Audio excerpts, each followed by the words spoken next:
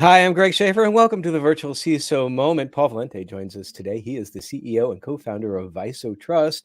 He's also former CISO of Restoration Hardware, Lending Club, and ASAPP. Paul, thank you so much for joining us today. Thank you. Really delighted to be here with you, Greg.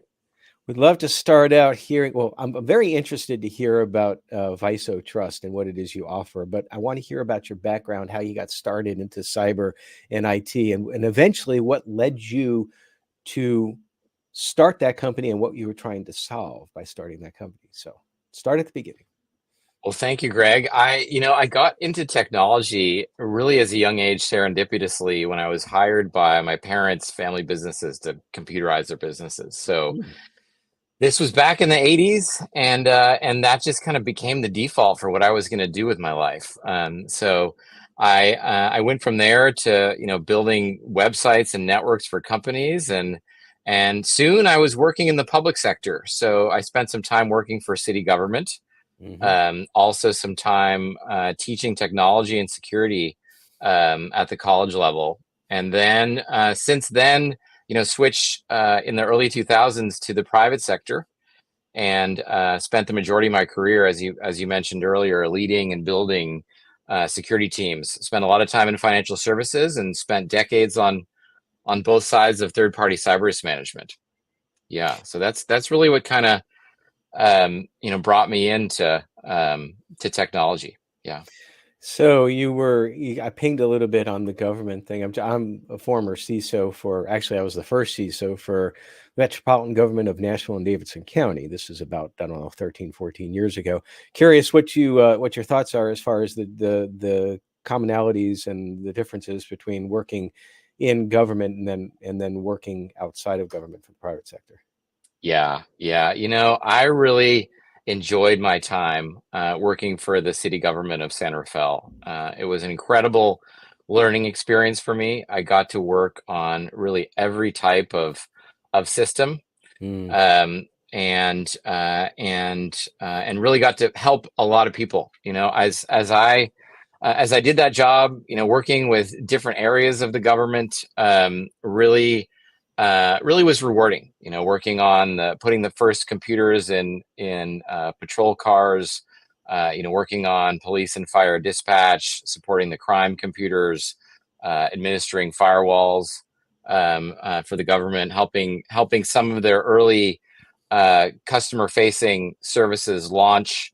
Really powerful. Also, where I started, getting my feet wet and my hands dirty with security as well, because essentially everything that we did impacted security somehow, and that's really a big part of what got me into security, and why it became my specialty, ultimately. Well, I'm glad that you talked a little bit about the public service there as far as the government service and basically being able to, I'm going to paraphrase, I don't think that you said it exactly, but to make a difference. That was a big part of that at that point in time, right?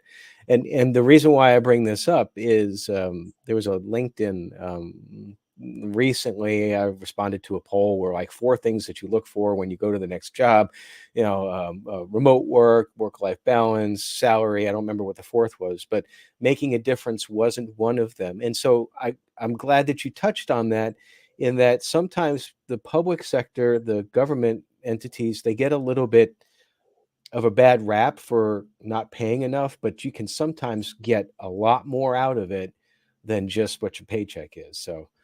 So all of That's that, really true. That's really um, true. now all of that led you to eventually stop being a CISO and be the founder for VISO Trust. If I read correctly, that was about what, 4 years ago? That's right. So that's right. So third-party cyber risk management. That's what VISO Trust is focused on, essentially bringing AI to third-party cyber risk management. Hmm. And back in 2016, my co-founder and I were building the third-party security program back at Lending Club, and we tried really everything that there was out there. We built, and time and again as a CISO, I built questionnaire-based processes that turned out to be labor-intensive and slow. They caused Hmm. delays for procurement. They gave us very poor quality data, And sales They because it's like that's just a speed bump to making the deal close. That's right. That's right. They characterized our team as the Department of No. They ultimately hurt the culture of security in the company, Mm-hmm. and really failed to reduce risk, right? And so back in 2016, my co-founder envisioned allowing companies to assess third parties instantly using AI-based techniques, using artifacts of the security program that already exist. And we patented that approach, a unique approach that we call artifact intelligence. Mm-hmm. And since then, we've trained on data from over 2.4 million companies. And at this point, we're relied on by some of the largest and most mature TPRM programs in the world, including large banks, financial institutions, manufacturing, really every industry vertical. So, and you talked about making a difference, and that's really what it meant for us. For our customers, they've been able to transform from the Department of No to the model for innovation and efficiency to which other teams aspire. So, seeing assessments that, prior to VISO Trust took maybe 30, 60, 90 days or more to complete, seeing those complete in just a couple of days, right? And doing so while capturing more than 10 times the risky relationships with much higher quality data than they ever could before. So 95% less work, while reducing risk by as much as 95% as well from third parties. Okay. Well, it sounds great. I want to probably dive in a little bit more to VISO Trust in just a moment, but I'm going to ask you first, after a quick break, what you feel is the most significant threat, cyber information security wise, for small and mid-sized businesses. I got a sneaking suspicion that might have something to do with third-party risk, but I could be wrong. So we'll come back in about 30 seconds for that. The virtual CISO moment is brought to you by vCISO Services, a leading provider of quality and experienced virtual chief information security officers for small and mid-sized businesses. Check them out at vcisoservices.com. I lied. That was the shorter one. That was 17 seconds. So what would you say is like one of the most significant threats now, information security wise, for small and mid-sized businesses?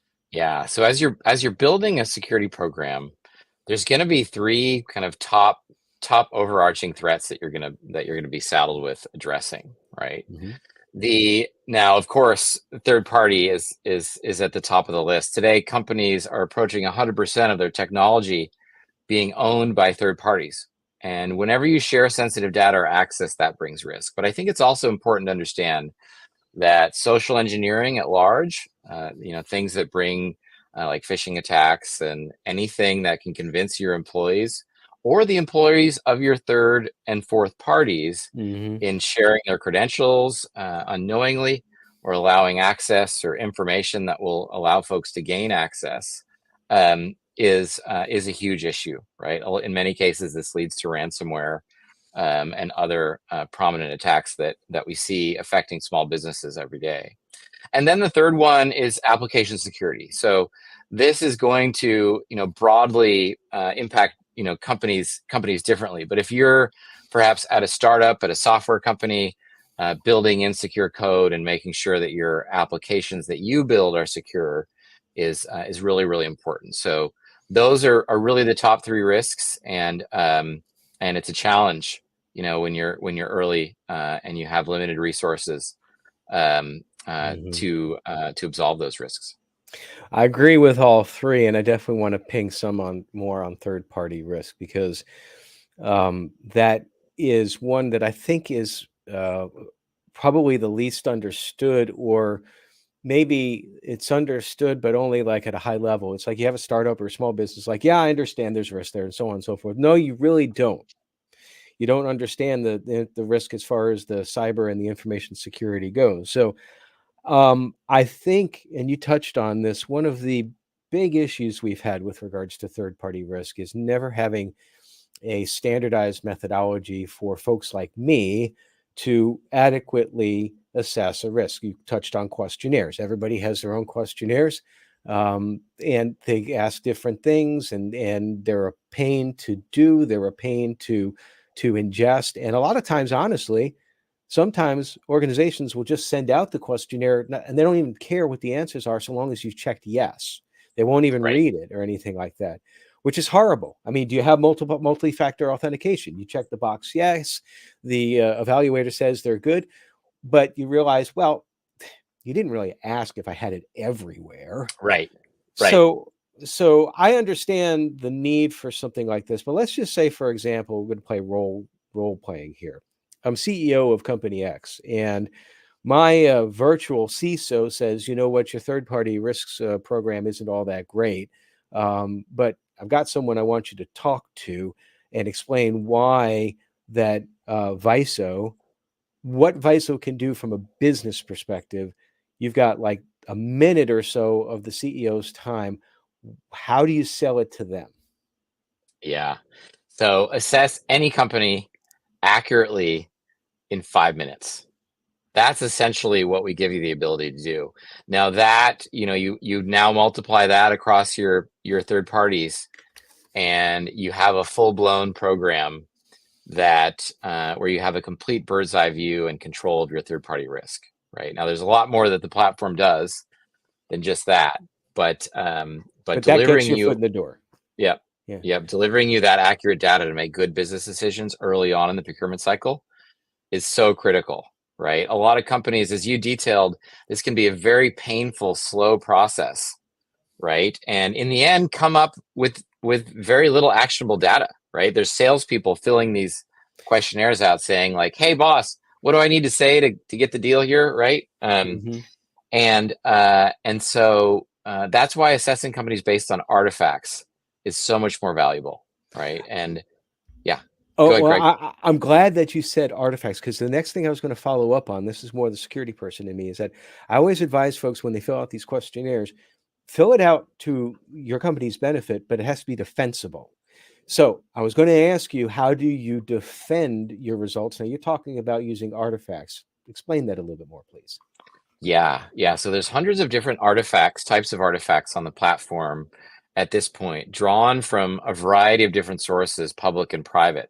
Mm-hmm. But the most valuable ones come directly from the third parties, and they're things that you're going to be very familiar with. So every type of trust report, so every type of SOC report, every type of ISO report, every type of PCI or BSI or C5. There's a myriad of them, and we support standards and audit types from all over the world. Mm-hmm. And so those are highly valuable on the platform. For less mature companies, you're going to see security policies and standards, security overview, sales documentation. You might see pre-filled trust questionnaires that they've filled out for other customers. And we also collect things like pen tests and other more technical artifacts.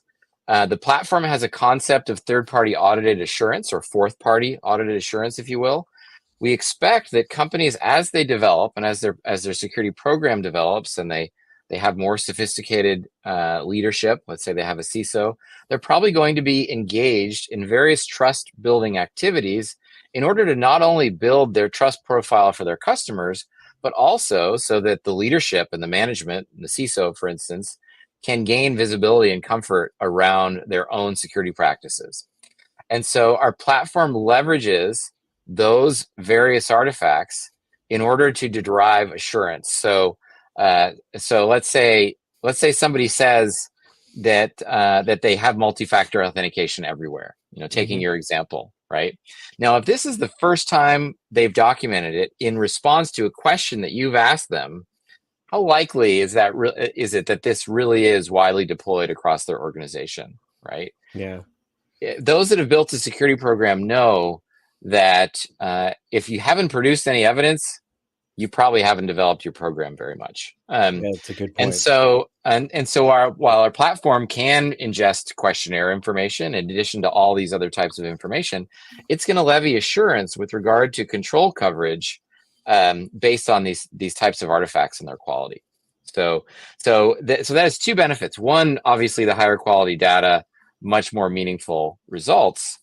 At the same time, though, for vendors, all they have to do is take 5 to 10 minutes to upload artifacts, right? There's no answering 300 questionnaires or 300 questionnaires or anything like that, or having to triage information internally and wrangle data. So that speed, that therefore equates to speed, right? Getting results quickly. And, harkening back to your CISO experience, Greg, you can probably relate to when you deliver, let's say, negative results about a vendor, 6 months into a relationship for a really important, what's going to be a critical business initiative. That's bad. It's bad. Yeah, right. You need that information up front when you're doing RFPs and when you can actually see your business owners say, "Oh, wow, I'm going to choose a different vendor because the security is not that good on this one." Right. And that's a great point, because we in the security, the CISO arena, we're constantly saying to business units, it's like, get us in on the forefront, because bolting on security afterwards is really tough. But if we can't deliver, then it's like, okay, we've got this opportunity. You've got a week or 3 days Right. or 1 day to let us know whether or not it's secure or not. And we're going to come back and say, it's going to take a little bit longer than that. It's like, I can look at their SOC report, no exceptions, but then that becomes what? A just check the box thing again. Right. So, but what about the output? So different companies are going to have different needs. So let's just say I'm a healthcare company, and I've established a BAA with your company, not VISO Trust, but your company B now. Okay. I'm company A. Yep. So we have a BAA in place, but I need to have more assurance that you're actually meeting the security spirit of HIPAA. You may not be high trust certified, but I want to know that you're HIPAA compliant.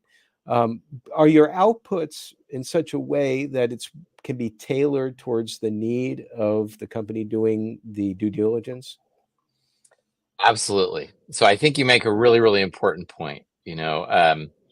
Third-party security is not one size fits all, and I think we've all, dreamed of, the super framework that can be applied, to every vendor once, and then Please, everyone is going to rely on that, right? We've all please, dreamed of that. not another framework though. It's like we got Exactly. It's just resulted in more frameworks right. because folks have different needs, right?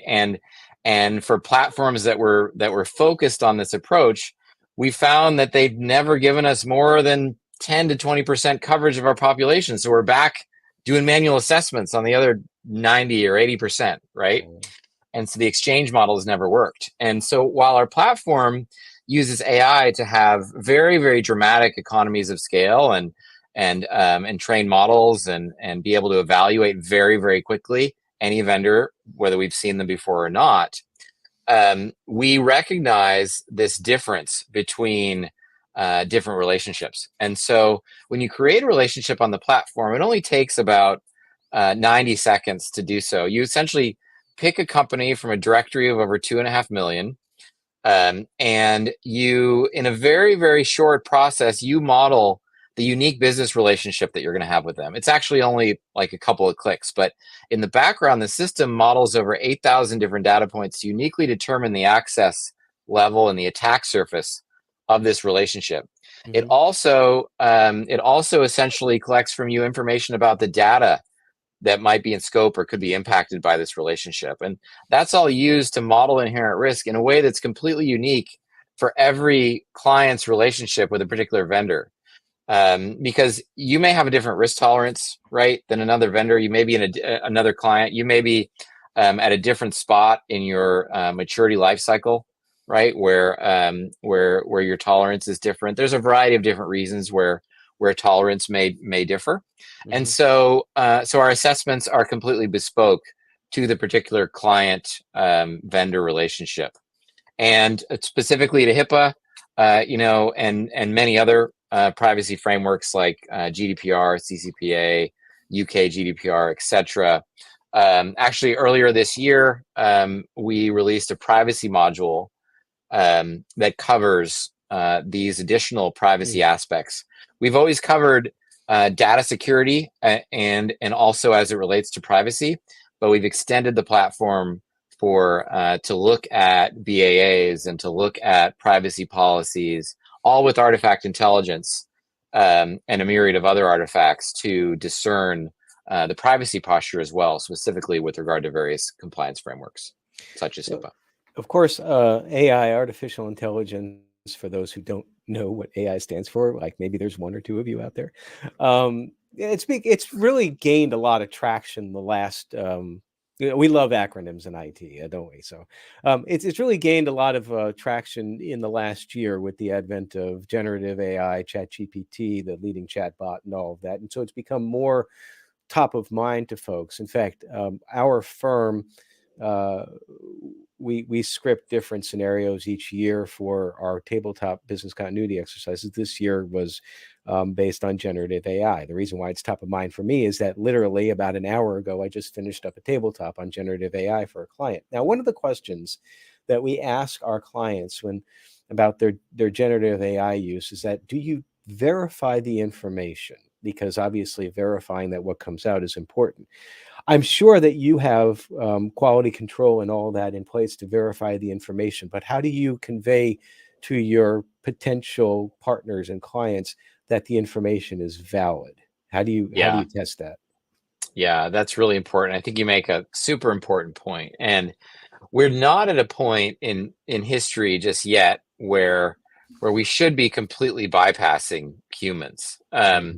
And especially where accuracy is really, really important. And if there's anything, that is valuable to our company and to our customers, it's that we and they can completely stand behind the assessments that we produce as 100% accurate. And that actually is a tremendous enabler for security teams.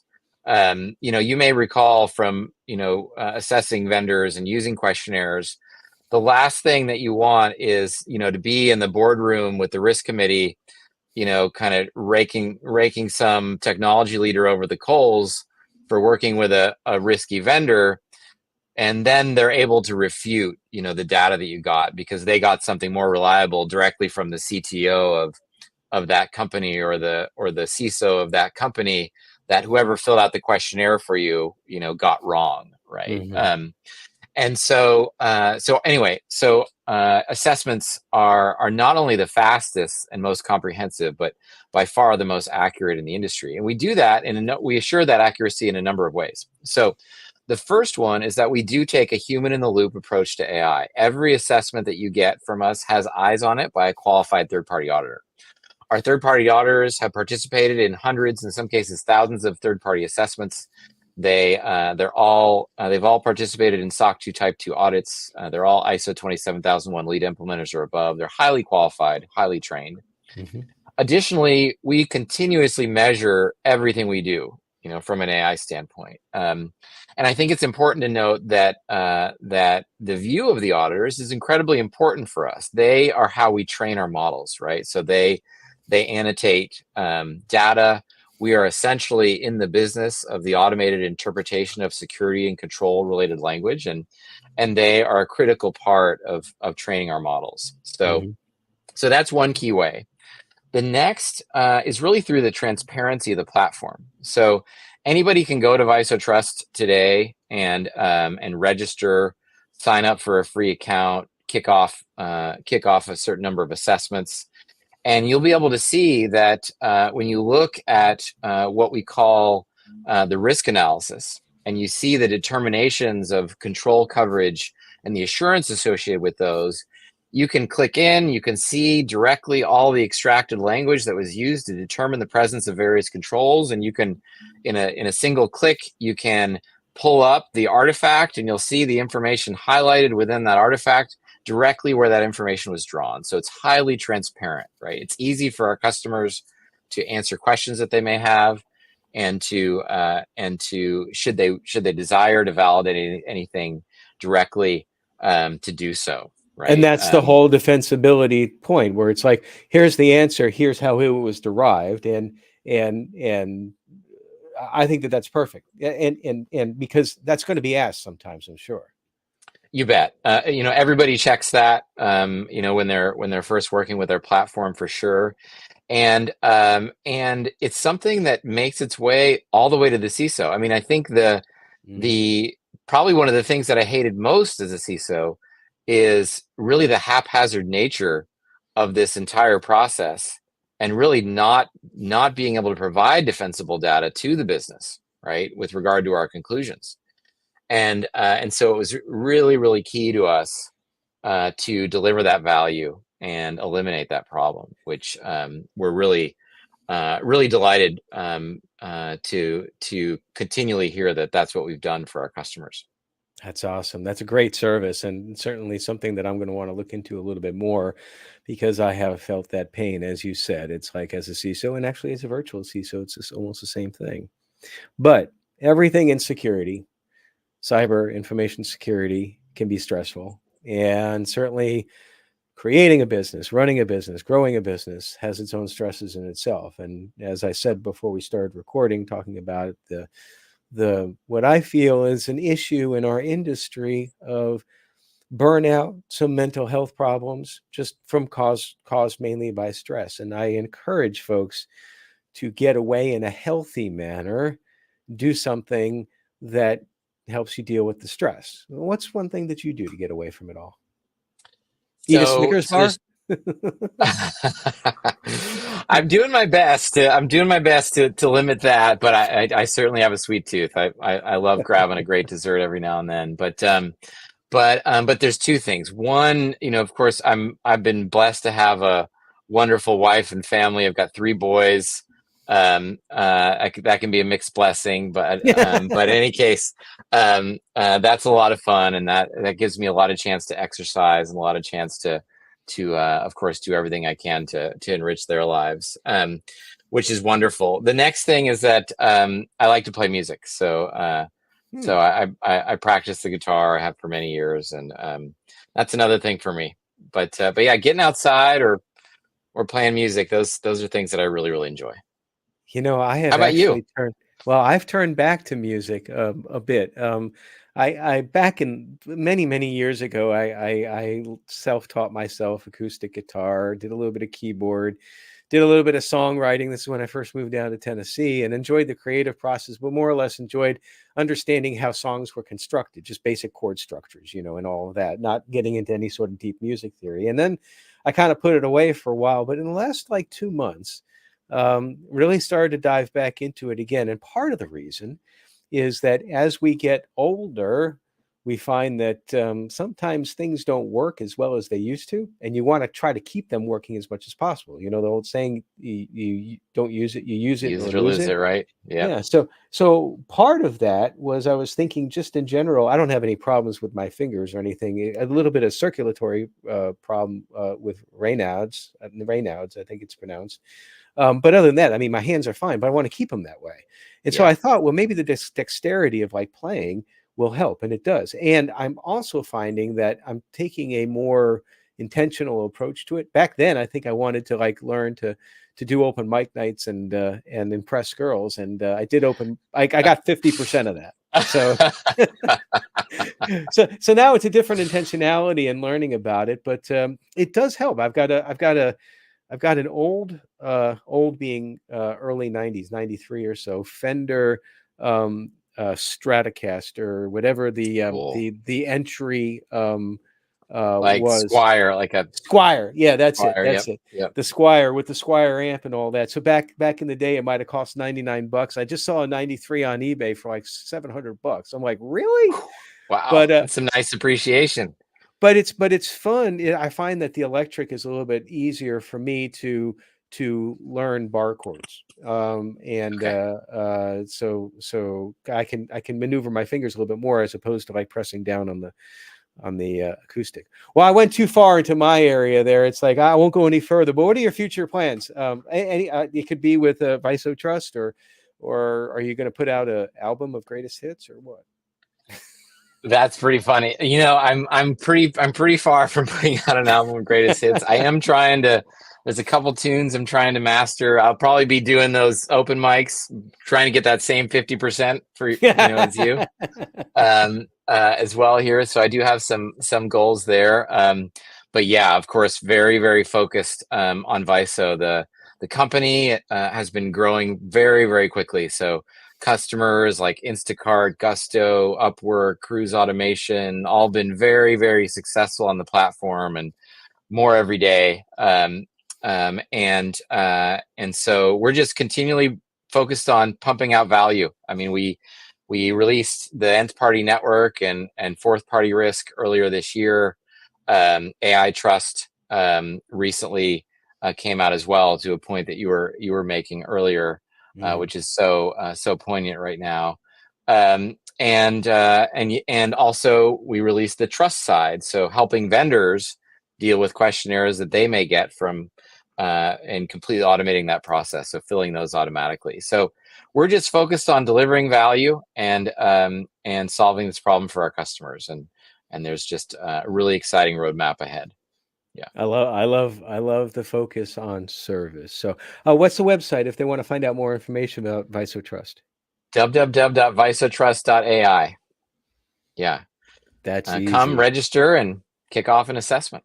I might have to do that myself too. I purposely, whenever I do these talks, I purposely try to stay away from learning about the product, because I want to start asking questions as if I don't know, because that's where you can really dig in. So as a former professor of mine said in my master's program, the what is fine, but I want you to tell me the so what. Why is it important? And I think we got the so what out of this, at least to the point where I am definitely interested in looking into it more myself. Paul, thank you so much for joining today. It was a wonderful conversation. We should collaborate on a song sometime. Sounds great. I'd love to do that. Thank you so much for having me on the show, Greg, and thanks to all your listeners. And everybody, stay secure.